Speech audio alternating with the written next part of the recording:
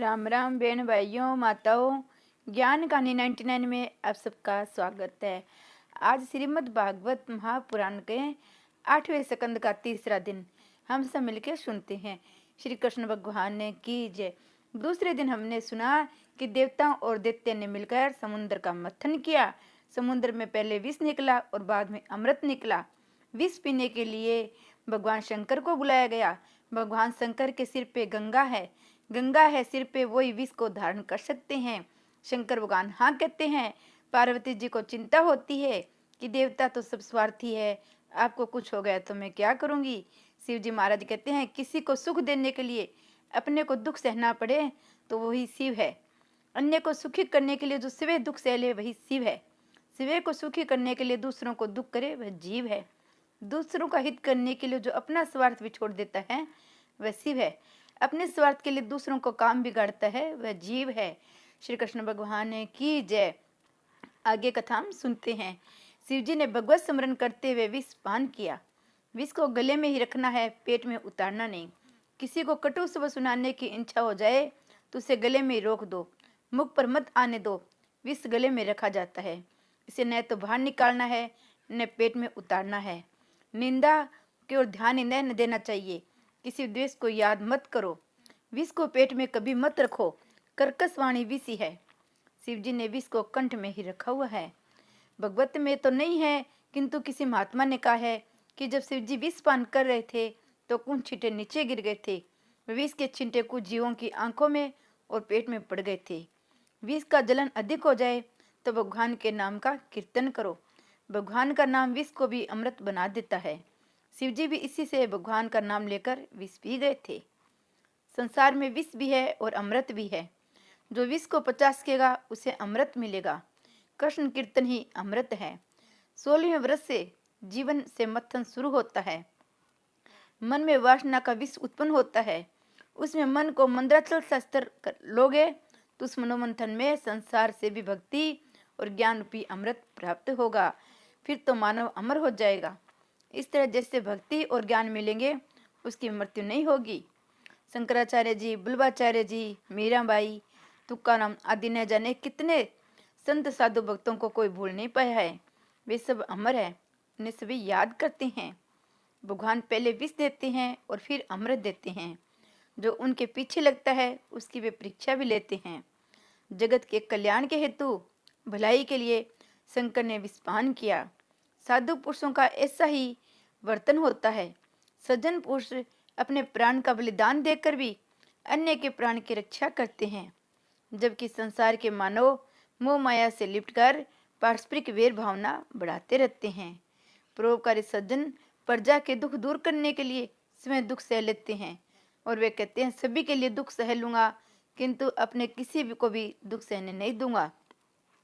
साधु पुरुष अन्य लोगों को दुख से दुखी होते हैं, किंतु ये दुख नहीं है, ये तो सभी के हृदय में विराजमान परमात्मा का ही आराध्य है। साधु पुरुष कैसे होते हैं? तुलसीदास जी कहते हैं, सुनिए, संत हृदय नवनीत सम्माना, कहा कभी न कहीं कहीं न जानना। निज परिताप द्रव्य नवनीता, पर दुख द्रव संत सुपुनीता। पर हित सरीस धर्म ने भाई, पर पीड़ा सम नहीं अधमाई। मंथन करते करते गौ माता कामधेनु ही प्राप्त हुई। गौ माता कामधेनु को दान ऋषि मुनियों ने को कर दिया गया। जो संपत्ति प्रथम मिले उसका परोपकार में उपयोग करें। कामधेनु संतोष का प्रतीक है।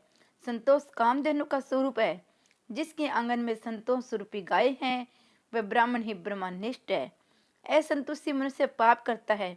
ब्राह्मण का जीवन अति सात्विक होना चाहिए। आगे जाकर ऊंच शिवरा नामक घोड़ा प्राप्त हुआ। उसे देखकर दैत्यों का मन ललचाया तो उन्हें दे दिया गया। सर्व शब्द का अर्थ है कीर्ति। ऊंच सेवा कीर्ति का प्रतीक है। मन को जो पर्वत शास्त्र कर पाएगा उसे जगत में कीर्ति मिलेगी और लक्ष्मी भी। जिसका मन में फंसता है उसे अमृत नहीं मिल पाता है। साधन के आरंभ में कीर्ति मिलती है, यदि मन इसी में फंस गया तो भगवान नहीं मिलेंगे। जिसे मान अधिक मिलता है उससे पुण्यों का क्षय होता है। जिस जीव का मान मोह नहीं है, जो दीनता से प्रभु की प्रार्थना करता है, उस जीव को ईश्वर अपने जैसा बनाते हैं। विष्णु सहस्त्र नामावली में भगवान को अमानी मानदो कहा गया है। भगवान समय अमानी है। किंतु जीवों को मान देते हैं। जिसका मन उच्च श्रेवा अर्थात कीर्ति के मोह में फंस गया है उसे अमृत नहीं मिलता है। दैत्यों ने उच्च श्रेवा को ले लिया था, अतः उन्हें अमृत नहीं मिला। बिना कसौटी के परमात्मा कृपा नहीं करते हैं। जो कीर्ति और प्रसिद्धि में फंसता है उसे अमृत नहीं मिलता। आगे चलकर समुद्र मथन से जब ऐरावत हाथी निकला तो दैत्य घोड़ा ले लेने के कारण पछताने लगे। हाथी सूक्ष्म दृष्टि का प्रतीक है। हाथी की आंखें छोटी सी होती है। देवों को यह हाथी दे दिया गया। स्थूल दृष्टि देह दृष्टि है, सूक्ष्म दृष्टि आत्म दृष्टि है। सूक्ष्म दृष्टि वाले को अमृत मिलता है। सूक्ष्म दृष्टि वाले को कामदेव सता नहीं सकता। आगे चलकर समुद्र मथन से अप्सरा प्राप्त हुई। दैत्यों से देवों ने कहा किसके बाद वो कुछ निकलेगा हम ले लेंगे। प्रीत जात और अप्सरा देवों को मिले। अब समुद्र लक्ष्मी जी प्रकट हुई। यह तो साक्षात जगदम्बा महामाया है। दैत्यों ने सोचा हमें ये मिल जाए तो अच्छा है, किंतु मांगने वालों की इच्छा करने वालों को लक्ष्मी नहीं मिलती है। लक्ष्मी जी को सिंहासन पर बिठाया गया। इस जगत में भी लक्ष्मी नंदनों को सभी मान देते हैं।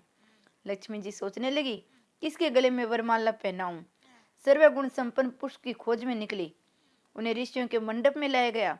ये ऋषि ज्ञानी भी है, तपस्वी भी, किंतु क्रोधी अधिक है। मात्र तप करने से कुछ फल नहीं मिलता। तप को भक्ति का भी साथ होना चाहिए। तप करने से शक्ति बढ़ती है, इससे क्रोध भी बढ़ जाता है। तप और ज्ञान से शक्ति तो बढ़ती है किंतु छलकने भी लगती है। अतः ज्ञान के साथ भक्ति भी होनी चाहिए। भक्ति दीनता नम्रता के सिंहासन पर विराजती है। लक्ष्मी का मन न लगा। आगे देवगण विराज थे। वे क्रोधी नहीं है किंतु अतिशय कामी है। शास्त्र ने क्रोध का लाल, लोभ का पीला और काम का काला रंग बताया गया है। देव महान होते हुए भी कामी है, अतः वे आगे चली। आगे बैठे थे परशुराम जी। वे जितेंद्रिय है, कामी है, क्रोधी नहीं है किंतु निष्ठुर है। क्षत्रियों के छोटे बालकों को भी मारते हैं, अतः मुझे पसंद नहीं है। आगे मार्कंडे मुनि बैठे थे। वे सुंदर भी है, दीर्घायुष भी, किंतु भरी सभा में आंखें मूंद कर बैठे हैं। लक्ष्मी जी की ओर उन्होंने देखा भी नहीं। लक्ष्मी जी ने सोचा कि महात्मा तो अनासक्त है, मेरी ओर देखते तक नहीं है। मैं यदि इन्हें वरूंगी तो भविष्य में भी शायद मेरी ओर ध्यान ही नहीं देंगे। मार्कंडे ने कहा तुझे कैसे सुंदर मानूं, तुझसे तो कन्हैया अधिक सुंदर है। जब तक वह तुझे नहीं अपनाएगा मैं तेरा दर्शन नहीं करूंगा। तुझे लक्ष्मी का मोह है या नहीं? जब लक्ष्मी का मोह छूटता है तब प्रभु भक्ति का प्रारंभ होता है। तुकाराम के दरिद्र को देखकर शिवजी महाराज ने उनके लिए स्वर्ण से भरा थाल भेजा। तुकाराम ने कहा जब भी लक्ष्मी के पीछे भाग रहा था तो वह मुझे मिली नहीं। अब मेरा चित्त भगवान से जा लगा है तो वह बांधा डालने आ रही है। उन्होंने वह स्वर्ण भरा थाल वापस लौटा दिया। सारा दिन भजन करने वाले, कुछ भी उद्यम न करने वाले को लक्ष्मी जी नहीं मिल पाती। आगे चली तो वहाँ शंकर जी विराजमान थे। लक्ष्मी जी ने अपने सखियों के साथ वहाँ आई। शंकर कामी भी नहीं है और क्रोधी भी नहीं है। लक्ष्मी जी ने शंकर जी को देखा। इसका स्वभाव तो मंगल है किंतु वेश अमंगल है, चेष्टा भयानक है, भोले भी बहुत है। शंकर के निकट भगवान नारायण विराजमान थे। लक्ष्मी ने सोचा कि वे उत्तम है। जिसका हृदय और कोमल और मृदु होता है उसी के पास लक्ष्मी जी होती है। उन्होंने नारायण जी को वरमाला पहना दी। लक्ष्मी नारायण की जय। अब तक नारायण की दृष्टि धरती की ओर थी। लक्ष्मी ने उन्हें वरमाला पहनाई तो वे उधर उधर देखने लगे। जिनके पास लक्ष्मी हो उसे आसपास भी देखना चाहिए। सामान्यतः धन मिलने के बाद लोग चारों ओर नहीं देखते हैं, मैं, मेरी पत्नी और पुत्र, बस ये ठीक नहीं है। धनवानों को तो चारों ओर देखकर सभी दीन दुखी को दुख दूर करना चाहिए। समुद्र मथन का काम आगे चलने लगा। दैत्यों ने सोचा एक बार घोड़ा पाया, सभी कुछ देवताओं को मिल गया, अब तो जो कुछ मिलेगा वह हमें लेंगे। इस बार मंदिरा निकली। दैत्यों को मंदिरा मिल गई। पियो, बस पियो, पीते रहो। मथन आगे चला तो भगवान धर्मंतरी अमृत कुंभ लेकर प्रकट हुए। दैत्यों ने वह घड़ा छीन लिया। देवगण दुख के मारे भगवान की शरण में गए तो भगवान ने कहा अब शक्ति नहीं, युक्ति से काम लेना चाहिए। जिस दैत्य के हाथ में सबसे पहले अमृत कुंभ आया था वह कहने लगा वही पहले पिएगा। उसके बड़े भाई ने कहा मैं पहले पीऊंगा। फिर सभी दैत्य इस बात को लेकर एक दूसरे को झगड़ने लगे। आपसी झगड़े के कारण उन्हें अमृत नहीं मिल पाया। जिसके घर में इन दैत्यों की भांति ग्रह क्लेश होने लगता है, उनके घर में किसी भी ज्ञानामृत भक्ति अमृत नहीं मिल पाता है। जगड़ते हुए दैत्यों के समूह के बीच भगवान मोहिनी का रूप लेकर प्रकट हुए। मोहिनी का सौंदर्य देखकर दैत्य चकरा गए। ओहो, क्या सौंदर्य है! मोहिनी मोह का स्वरूप है। जो मोहिनी में आसक्त है वह अमृत नहीं मिलता। संसार की प्रत्येक वस्तु में माया है। सौंदर्य तो मात्र कल्पना ही है। एक वस्तु तुम्हें सुंदर लगती है, वही वस्तु संभव है किसी को सुंदर न भी लगे। सौंदर्य आंखों में है। वस्तु में मनुष्य ही सौंदर्य का आरोपण करता है। सुंदर तो मात्र श्री कृष्ण है। जगत में जो कुछ सुंदर दिखता है वह सभी श्री कृष्ण की सुंदरता के कारण ही सुंदर है। जिसे मोहिनी का मोह लग जाता है उसे अमृत भक्ति रूपी अमृत नहीं मिलता। जो संसार की मोहिनी में सौंदर्य और विषयों के मोह में फंसता है उसे अमृत नहीं मिलता, किंतु जिसका मन मनमोहन के कृष्ण में फंसता है उसे अमृत मिलता है। जब तक सांसारिक मोहिनी को मोह है, भगवान नहीं मिलेंगे। सांसारिक पदार्थों में मन जैसे फंसा हुआ है, वैसे जब तक श्री कृष्ण के स्वरूप में न फंसे तब तक भक्ति फलवंती नहीं होती। भक्ति की सिद्धि के बिना भगवान नहीं मिलते। स्वरूप आसक्ति के बिना भक्ति सिद्ध नहीं हो पाती। सांसारिक विषयों का मोह छोड़ोगे तो भक्ति हो सकेगी। इसे विवेक से छोड़ना है। जो जो प्रभु प्रेम बढ़ता जाएगा त्यों त्यों विषयों की ओर अरुचि होती जाएगी। समुन्दर के ज्वार और भाटा परस्पर विरोधी है। इस प्रकार प्रभु प्रेम बढ़ जाने पर विषय शक्ति घटती जाएगी। आंखों में काम को रखकर जगत को देखोगे तो मोह उत्पन्न होगा। आंखों में ईश्वर को रखोगे तो मोह का नाश होगा। सांसारिक स्वरूप में आसक्ति ही माया है। ईश्वर के स्वरूप में भी जो आसक्ति है वही भक्ति है। दैत्य कौन है? राह पर चलती हुई किसी भी स्त्री में जिसका मन फंस जाए वही दैत्य है। जो पर स्त्री का चिंतन करे वह राक्षस है। कामातुर दैत्यों ने मोहिनी को घेर लिया और पूछने लगे, देवी तुम कहाँ से आई हो? तुम्हारा गांव कौन सा है? तुम्हारा वह हो गया नहीं? मोहिनी की माया में दैत्य सुध बुध खो बैठे थे। भगवान सोच रहे थे इन दैत्यों को अमृत न देने में ही कल्याण है। यदि इन्हें अमृत मिलेगा तो वे अमृता प्राप्त करके अभिमानी होकर पाप अधिक करेंगे। मोहिनी ने हंसते हुए कहा, मैं तो आपके कल्याण के लिए आई हूँ। मेरा कोई एक घर नहीं है, मेरे तो कई घर है। जो भी पुरुष मुझसे प्रेम करता है मैं उसके घर ही जाती हूँ। मैं तुकाराम के घर पे भी जाती हूँ और नरसिंह मेहता के घर भी। वैष्णव के जितने भी घर है सभी ठाकुर जी के भी है। दैत्य मूर्ख थे, अतः मोहिनी के वचनों को गूढ़ार्थ समझ न सके। जिस दैत्य के हाथ में अमृत गुम था वह ललचाई आंखों से मोहिनी की ओर देख रहा था। उसने कहा, मैं ये कुंभ तुम्हें भेंट करता हूँ। उसने सोचा इससे प्रश्न होकर मोहिनी उसके घर आएगी।